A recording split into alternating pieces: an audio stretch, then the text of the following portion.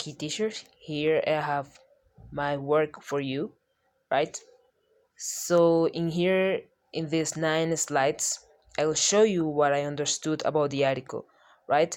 And teacher, um, this recording is done in my cell phone because I don't have a computer in this moment, so I made the slides everything on my cell phone, right? And in here you have the slides, right, for you to check them anyways. So the title of my job is Education for Everyone. That's the title of my work. And in here I will analyze, or I'll show you the analysis about what I understood about the articles Social Justice and Linguistic Human Rights in Dual Language Programs. Basically, the main idea for me is that we need to change education. We need to create new approaches in order to include any kind of population. That is the main idea. With when I mean any kind of population, I mean a kids with different kinds of situations, maybe different kinds of contexts, all those things. It is like special education, right? So, and one example of the article started with um, how is Hispanic and Latino children's life in the United States, right? And how they learned in the United States. So in there, in the article, they were talking about that there isn't any difference between how they teach Latino and Hispanic children and how they teach American children. So they were proposing that they should exist like a different approach to teach Hispanic and Latino children, because first of all they don't speak English at all. They have always um, spoken Spanish. They've always have spoken Spanish, and that's a disadvantage in that context. And American education, they don't worry about that. That's what they have to change, or we have to change in our context, we as teachers. Yes, so that's why, due to that, we have low levels of inclusion and right approaches. So there is not inclusion in education, and also they don't know how to decide which approaches could be appropriate to teach, as I told at the beginning, as I said at the beginning, different kinds of population, right? So we have this. Should students from different contexts have special education? Of course, yes, because not everybody learn in the same way. We need to we need to understand that each person has a different method or kind of learning.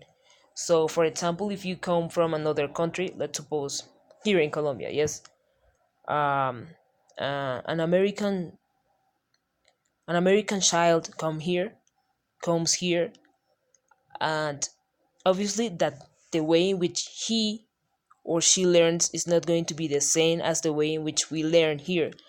And basically, we need to adapt our model of education to that child, because that is the rule. Always is student centered, not teacher centered. So the proposal of the article is that children don't have to adapt to a teaching methodology in other country. Basically, the teaching methodology needs to adapt to children in general, different kinds of children. So one of the reasons they were given there about why they don't like change the way in which they teach, or why they don't include new approaches, is due to something that is called bilingual phobia. That is, when you think the language you speak is superior, so you don't want to learn any other language because you think your your language is going to lose maybe power, let's say. That is. Nevertheless, in here, in this, I put some of the benefits of a bilingual program that the article shows. So, first is educational, cognitive, especially for students. In educational, it refers to a new methodology. Sociocultural, because you have more inclusion, and economic and global. Global due to globalization. And in here we have school must create strategies to create inclusive education. For me, that's the most important part of the article. So one of the strategies they issue was okay, if you are a teacher and if you are included, if you are into a program to create inclusive education and you are teaching students, you have to be natural when you are giving your speeches. You have to speak natural, normal, uh, and also you have to avoid giving extended explanations about a topic. Yes, you have to avoid being like too grammatical. You have to be more simple about explanations. Also, when you find new vocabulary, repetition is important to reinforce vocabulary. So, repetition is not always good. I not agree with that in some terms, but anyways, to reinforce vocabulary, sometimes you have to learn by repetition, by memorizing words. So those were one of the strategies they were giving there. So repetition, avoid extended explanations, and be natural when giving speeches, right? That's what they were saying there. If we are part of a bilingual program, yes, and also we need to, before doing this, this is like the final step you have to give. You have to, yes, you have to give,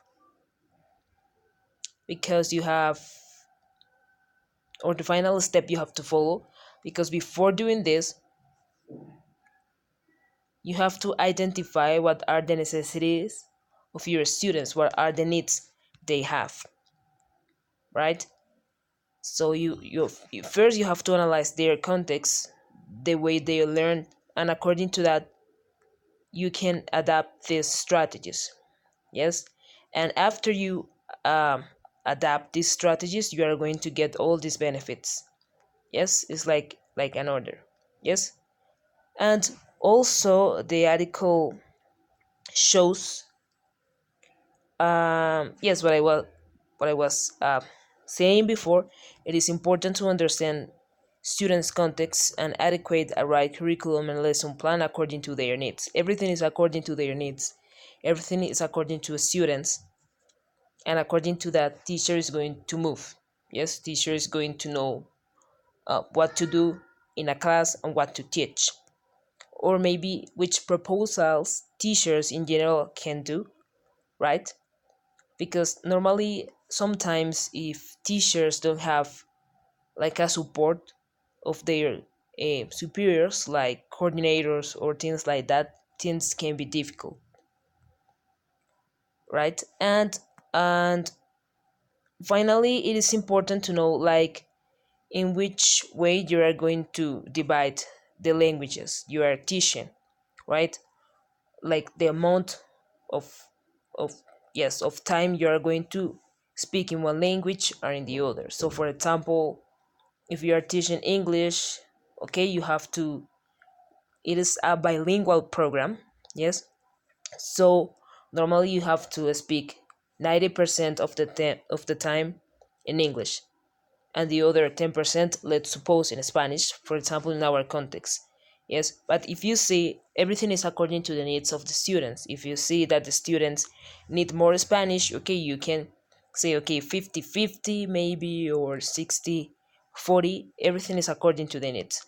So what I understood is that when you are going to be part of a bilingual program, first thing you need to identify the needs of your students, identify their context, and according to all that results you get, you can create a really, really good curriculum. You can start making your lesson plans to apply them later in class.